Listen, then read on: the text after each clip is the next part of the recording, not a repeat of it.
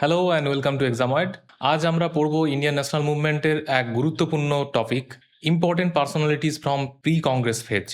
আমরা জানি 1858 টু 1885 ভারতবর্ষের ইতিহাসের এই বিশেষ অধ্যায়কে আমরা প্রি কংগ্রেস ফেজ বলে ডেকে থাকি। তো এই পার্টিকুলার টাইম পিরিয়ডে যে সমস্ত মনীষীরা ভারতবর্ষে জন্মগ্রহণ করেছেন এবং ভারতবর্ষের ইতিহাসে তাদের দাগ রেখে গেছেন, সেই রকমই ছজন মনীষী বা ইম্পর্টেন্ট পার্সোনালিটিস, যেমন রাজা রামমোহন রায়, ডিরোজিও, দেবেন্দ্রনাথ টেগোর, এমজি রানাডে, দাদাভাই নৌরোজি এবং শিশির কুমার ঘোষ প্রসঙ্গে আমরা আজকে পড়ব। তো চলো দেখি আজকে আমাদের এই টপিকে কি কি ইম্পর্টেন্ট ইনফরমেশন পড়ার মতো আছে। 1858 টু 1885 অর্থাৎ সিপাহি বিদ্রোহের ঠিক পরের বছর থেকে 1885 অর্থাৎ যে বছর ইন্ডিয়ান ন্যাশনাল কংগ্রেস এস্টাবলিশড হয়, ঠিক সেই সময়কালটিকে বলা হচ্ছে কি না প্রি কংগ্রেস ফেজ, অর্থাৎ কংগ্রেস পূর্ববর্তী অধ্যায়। এবং এই সময়ের অন্যতম গুরুত্বপূর্ণ ব্যক্তিত্ব, যিনি ভারতবর্ষের সামাজিক এবং ধর্মীয় জীবনে এক বিশেষ নবজাগরণের সূচনা করেন এবং বাঙালি জীবনে যার ভূমিকা অপরিসীম, তিনি হলেন রাজা রামমোহন রায়।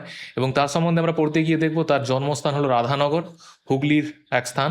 তাকে বেশ কিছু উপাধি দেওয়া হয়েছে, তাদের মধ্যে গুরুত্বপূর্ণ হলো herald of new age, father of modern India, father of Indian renaissance, morning star of modern India, evening star of Indian renaissance. প্রত্যেকটা উপাধি গুরুত্বপূর্ণ, আমাদের মাথায় রাখতে হবে, কারণ পরীক্ষাতে প্রায়শই এখান থেকে এমসিকিউ আসে। তোমরা প্রিভিয়াস ইয়ার ফলো করলেই দেখতে পাবে।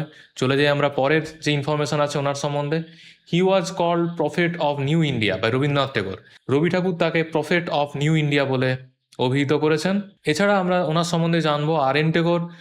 রবীন্দ্রনাথ টেগোর তার যে ভারত প্রতীক নামক বই, সেখানে তাকে first modern man of India নামে অভিহিত করেছেন, ভারতের প্রথম আধুনিক ব্যক্তি বা আধুনিক মানুষ নামে ডেকেছেন। এছাড়া আমরা দেখব he was also called father of united political organisation in India. এছাড়া ওনাকে বলা হচ্ছে pioneer of Indian journalism. He was also called father of constitutional agitation. ওনাকে এই নামে কে ডাকছেন না এস এন ব্যানার্জি, সুরেন্দ্রনাথ ব্যানার্জি। এছাড়া ওনার সম্বন্ধে পড়ার মতো গুরুত্বপূর্ণ তথ্য, ইন 1817 1817 সালে David Hare and Raja Rammohan Roy set up Hindu college in Calcutta. তৎকালীন ক্যালকাটাতে রাজা রামমোহন রায় ডেভিড হেয়ারের সাথে যৌথ উদ্যোগে হিন্দু কলেজ প্রতিষ্ঠা করেন। পরবর্তীকালে এই হিন্দু কলেজেরই নাম হয় প্রেসিডেন্সি কলেজ। সেটা কত সাল না 1855-এ। খুবই গুরুত্বপূর্ণ তথ্য, মাথায় রাখতে হবে। পরবর্তী information, Mughal emperor Akbar to gave him the title Raja. আমরা পরবর্তীকালে যখন মুঘলদের সম্বন্ধে এবং পরবর্তী মুঘল অর্থাৎ ল্যাটার মুঘলদের সম্বন্ধে যখন পড়বো, তখন আমরা আকবর টু এর বিষয়েও জানবো। সেক্ষেত্রে এই মুহূর্তে জেনে রাখি, আকবর টু ল্যাটার মুঘলসদের মধ্যে একজন গুরুত্বপূর্ণ মুঘল এম্পেরর, এবং তিনি রাজা রামমোহন রায়কে রাজা উপাধিতে ভূষিত করেছিলেন। রামমোহন রায়ের যে নামের আগে আমরা রাজা ব্যবহার করি, সেটা এই আকবর টু এর দেওয়া। হি রোট তুহাফাত উল মুজাহিদিন, যার ইংরেজি ভাষান্তর হতে পারে এই গিফট টু দ্য মনোথেইস্ট। উনি 1805 সালে এই বই রচনা করেন, বিখ্যাত এক ওনার লেখা গ্রন্থ। প্রশ্ন আসে এখান থেকে। He also wrote precept of Jesus on the basis of New Testament. New Testament গ্রন্থের উপর ভিত্তি করে তিনি পারসেপ্ট অফ জেসাস নামে এক বই রচনা করেন। হিজ অরিজিনাল সারনেম ওয়াজ ব্যানার্জি। ওনার সারনেম আমরা রয় দেখতে পাচ্ছি, উনি রয় ব্যবহার করতেন সারনেম হিসেবে, কিন্তু ওনার প্রকৃত সারনেম বা পদবি ছিল কি না ব্যানার্জি। এছাড়া ওনার সম্বন্ধে গুরুত্বপূর্ণ তথ্য, হি ফাউন্ডেড আত্মীয় সভা। আমরা already pre Congress nationalist association as well as যে রিলিজিয়াস অর্গানাইজেশনগুলো প্রসঙ্গে পড়েছিলাম, সেখানে আত্মীয় সভার কথা উল্লেখ ছিল, আমরা পড়েছি। যদি তোমরা এখনও না ওই ক্লাস দেখে থাকো, প্লিজ যাও, ইন্ডিয়ান ন্যাশনাল মুভমেন্টের যে প্রথম ক্লাস সিরিজের, সেখানেই তোমরা এই তথ্য পেয়ে যাবে। তো অবশ্যই ওটা দেখে নাও। This was the first religious organisation India, অর্থাৎ আত্মীয় সভাই ছিল ভারতবর্ষে প্রতিষ্ঠিত প্রথম ধর্মীয় কোনো সংস্থা। এছাড়া তিনি আত্মীয় সভার পাশাপাশি ব্রাহ্ম সমাজও প্রতিষ্ঠা করেছিলেন। He also establish Vedanta college in 1825। রাজা রামমোহন রায় বেদান্ত কলেজ প্রতিষ্ঠা করছেন 1825 খ্রিস্টাব্দে। He was the first Indian to travel on train, এবং সেটা কোথায় না ইংল্যান্ডে গিয়ে তিনি প্রথম ট্রেনে চড়েন। এই প্রসঙ্গে বলার মতো তথ্য, তিনি ছিলেন প্রথম ভারতীয় যিনি কালা পানি অর্থাৎ সমুদ্র যাত্রা করেছিলেন, বিদেশে পাড়ি দিয়েছিলেন জাহাজে চড়ে। এছাড়া তাকে দেওয়া হয়েছিল কি উপাধি না first ambassador of India to England. আমরা একটু আগেই দেখলাম যে আকবর টু মুঘল এম্পেরর তাকে রাজা উপাধিতে ভূষিত করছেন। আকবর টু সেই সময় বলা যায় একরকম ইংরেজ ইস্ট ইন্ডিয়া কোম্পানির বেতনভুক কর্মচারীতে পরিণত হয়েছিলেন, নামেই মুঘল সম্রাট। তো সেক্ষেত্রে যাতে তার ভাতা একটু বাড়িয়ে দেওয়া হয়, তার যে অনারারিয়াম বা সাম্মানিক বা ভাতা বলা যায়, যাতে একটু ইংরেজ শাসক একটু বাড়িয়ে দেন, সেই উদ্দেশ্য নিয়েই তার যে দাবি দেওয়া, সেগুলো নিয়ে তিনি রাজা রামমোহন রায়কে রাজা উপাধিতে ভূষিত করে নিজের অ্যাম্বাসেডর অর্থাৎ দূত হিসাবে ইংল্যান্ডে পাঠান। সেই কারণেই আমরা এখানেই তথ্য পড়ছি, first ambassador of India to England. ভারতবর্ষের দূত হিসেবে ইংল্যান্ডে গিয়েছিলেন এবং তিনি প্রথম ambassador. He was the first Indian to cross Kalapani in 1830, যেটা আমি একটু আগেই উল্লেখ করলাম, সেই তথ্য এখানে দেওয়া আছে। তিনি ছিলেন প্রথম ভারতীয় যিনি কালাপানি ক্রস করেছিলেন, অর্থাৎ সমুদ্র যাত্রা করেছিলেন তৎকালীন সময়। নেক্সট আমরা কি দেখব, হি ওয়াজ এডিটর অফ সংবাদ কৌমুদি ইন বেঙ্গলি, অর্থাৎ বাংলা ভাষায় প্রকাশিত হতো এই নিউজ পেপার, এবং সেই সংবাদ কৌমুদির তিনি ছিলেন এডিটর। এছাড়া আমরা দেখব অ্যান্ড অফ মিরাতুল আকবর। মিরাতুল আকবর নামেও এক নিউজ পেপার, যেটা অ্যাকচুয়ালি পার্সিয়ান নিউজ পেপার ছিল, এবং এটা ছিল ফার্স্ট পার্সিয়ান নিউজ পেপার। এখান থেকে প্রশ্ন এসে থাকে, which among the following is the first Persian news paper? তাহলে তখন মিরাতুল আকবরই নির্ঘাত অপশানে থাকবে এবং সেটাই হবে উত্তর। তো যাই হোক, আমরা এখানে যে তথ্য পড়লাম, মিরাতুল আকবরের তিনি ছিলেন এডিটর। এছাড়া ওনার সম্বন্ধে পড়ার মতো গুরুত্বপূর্ণ তথ্য, Raja Rammohan Roy died in 1833 at Bristol in England. তাহলে এই যে কালাপানি ক্রস করে তিনি 1830-তে ইংল্যান্ডে গিয়েছিলেন, ভারতের প্রথম দূত হিসাবে ইংল্যান্ডে যান, সেখানেই কিন্তু তিনি শেষ নিঃশ্বাস ত্যাগ করেন, এবং সেই স্থান হলো কোথায় না, ব্রিস্টল ইন ইংল্যান্ড। এটাও তোমরা প্রিভিয়াস ইয়ারের কোশ্চেন পেপার ফলো করলে দেখতে পাবে তিনি কোথায় মারা গেছিলেন, কত সালে মারা গেছিলেন, এখান থেকে প্রশ্ন এসেছে। তো তোমাদের জন্য একটা টাস্ক থাকলো, তোমরা যদি জানো অলরেডি, তো তাহলে অবশ্যই সেটা কমেন্ট করে উত্তর জানাও। প্রশ্ন হলো এইরকম, যে রাজা রামমোহন রায় অ্যাকচুয়ালি সাধারণভাবে মারা গেছিলেন, তার সাধারণ বা স্বাভাবিক মৃত্যু হয়েছিল, নাকি তিনি জ্বরাগ্রস্ত হয়ে কোনো রোগগ্রস্ত হয়ে মারা গেছিলেন? যদি তিনি রোগগ্রস্ত হয়ে মারা যান, তবে কোন রোগে তিনি মারা গিয়েছিলেন আক্রান্ত হয়ে? এই প্রশ্ন তোমাদের জন্য থাকলো। তোমরা যদি এর উত্তর জানো, অবশ্যই কমেন্ট করে জানাও। যদি না জানো, সেক্ষেত্রে অ্যাটলিস্ট গুগল সার্চ করে উত্তরটা কি খুঁজে নাও, তারপর সেটা কমেন্ট করে জানাও। চলে যাই আমরা পরের যে ইম্পর্টেন্ট পার্সোনালিটি, ডিরোজিও, তার সম্বন্ধে আমরা জানবো। বাংলায় যে নবজাগরণ, সেই নবজাগরণের এক গুরুত্বপূর্ণ ব্যক্তিত্ব, সেই নবজাগরণের কাণ্ডারি Derozio. He was the main inspiration of young Bengal movement. নব্যবঙ্গ বলে যে আন্দোলন বাংলায় হয়েছিল, সেই আন্দোলনে তিনি ছিলেন রূপকার, এবং সেই আন্দোলনে তিনি ছিলেন মূল অনুপ্রেরণা। হি এস্টাবলিশড একাডেমিক অ্যাসোসিয়েশন ইন 1828। তিনি একাডেমিক অ্যাসোসিয়েশন তৈরি করেছিলেন 1828-এ। হি ওয়াজ টিচার অফ হিন্দু কলেজ। তিনি হিন্দু কলেজের টিচার ছিলেন। আমরা একটু আগেই দেখছিলাম হিন্দু কলেজের প্রতিষ্ঠা করেছিলেন রাজা রামমোহন রায় ডেভিড হেয়ারের সাথে উদ্যোগ নিয়ে। তো সেই হিন্দু কলেজের তিনি ছিলেন টিচার ডিরোজিও। খুবই অল্প বয়সে তিনি কিন্তু এই হিন্দু কলেজের টিচার হয়েছিলেন। ল্যাটার ইন 1831, 1831 খ্রিস্টাব্দে, he was dismissed from this college for his radical view. তার যে সময়ের থেকে সামনে এগিয়ে গিয়ে যে যুগান্তকারী চিন্তাভাবনা ছিল, যে উদারপন্থী চিন্তাভাবনা ছিল, সেই সমস্ত চিন্তাভাবনার জন্য তাকে কিন্তু সমাজের যে শাসক গোষ্ঠী বা সমাজের যে মূল স্রোতের মানুষজন, তাদের বিষ নজরে বা বিষ নজরে পড়তে হয়, এবং তার জন্যই তিনি কিন্তু তার নিজের চাকরি খোয়ান। তাকে কিন্তু এই হিন্দু কলেজ থেকে বরখাস্ত করা হয়। নেক্সট আমরা পড়বো কি না, he was editor of Calcutta gazette and India gazette. তাহলে এই দুটো নিউজ পেপারের নাম আমাদের জানতে হবে, যার কিন্তু তিনি ছিলেন এডিটর। এছাড়া আমরা কি দেখবো, তার সিউডোনিম কি ছিল, তার ছদ্মনাম ছিল জুভেনিস। তিনি খুব ছোটবেলাতেই বিভিন্ন পত্রপত্রিকায় লেখালেখি করতেন, তার প্রকাশিত বেশ কিছু এই ধরনের লেখা আছে, এবং সেখানে তিনি জুভেনিস ছদ্মনাম নিয়েই কিন্তু লিখতেন। নেক্সট আমরা কি দেখবো, পোয়েট্রি রিটেন বাই হিম, তার লেখা এক বিখ্যাত কবিতা to India my native land.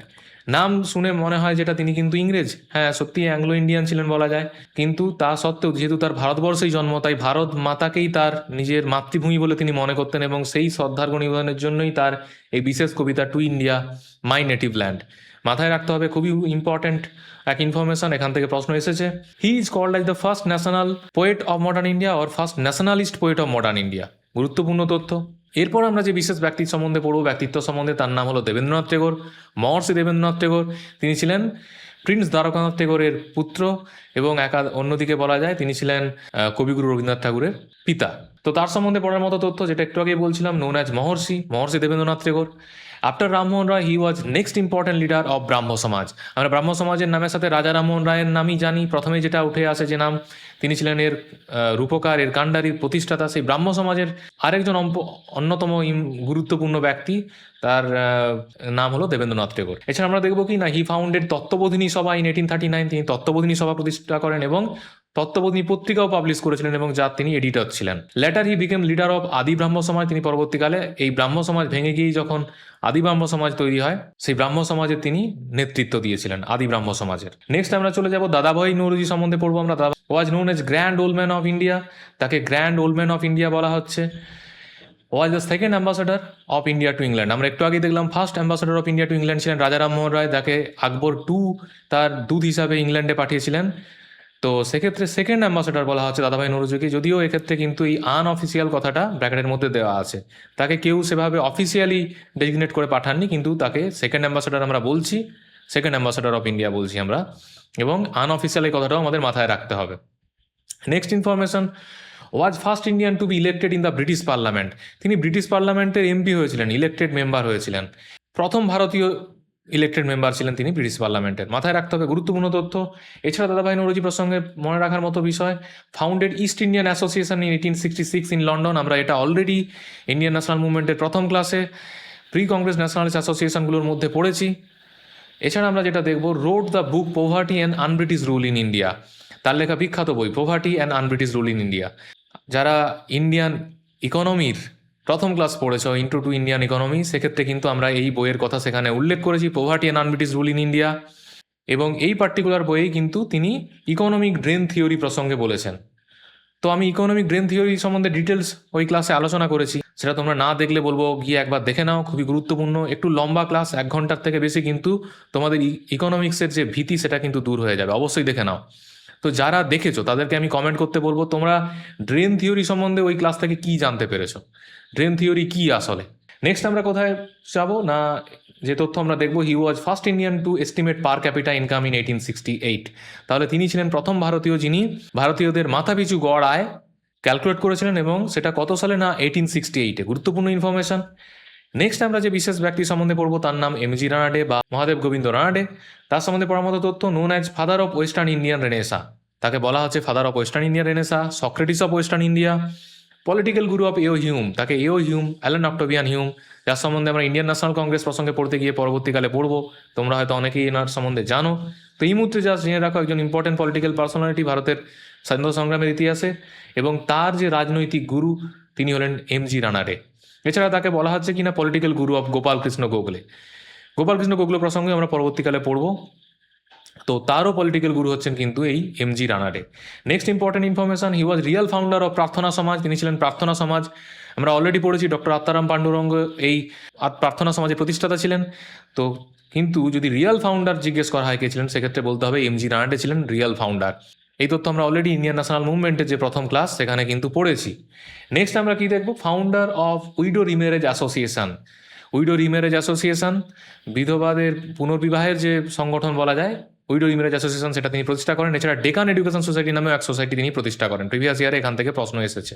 এছাড়া আমরা যে ব্যক্তি সম্বন্ধে পড়বো তার নাম হলো Shishir Kumar Ghosh, known as political guru of B G তিলক। বিজি তিলকের অর্থাৎ বালগঙ্গাধর তিলকের তিনি ছিলেন রাজনৈতিক গুরু। এছাড়া আমরা দ্বিতীয় যে তথ্য পড়বো, পাবলিশড অমৃতবাজার পত্রিকা ইন 1868, তিনি অমৃতবাজার পত্রিকা প্রকাশ করেন, এবং সেটা ছিল কত সালে না 1868-এ। এই তথ্যগুলোই ছিল আমাদের দেখার মতো আজকে গুরুত্বপূর্ণ তথ্য। আমরা 6 জন বিশেষ ব্যক্তিত্ব সম্বন্ধে আমরা পড়লাম। খুব ছোট ক্লাস, কিন্তু ইম্পর্টেন্ট ইনফরমেশন প্যাকড একদম। তোমরা আশা করি এগুলোর নোট ডাউন করে নিয়েছো, এবং অবশ্যই ভালো করে রিভিশন দাও। এখান থেকে প্রায়শই প্রশ্ন আসে, প্রিভিয়াস ইয়ার ফলো করো, এবং প্রচুর এমসিকিউ সলভ করো। তো দেখা হচ্ছে পরের ক্লাসে। Thank you, thanks for watching, see you again, see you soon.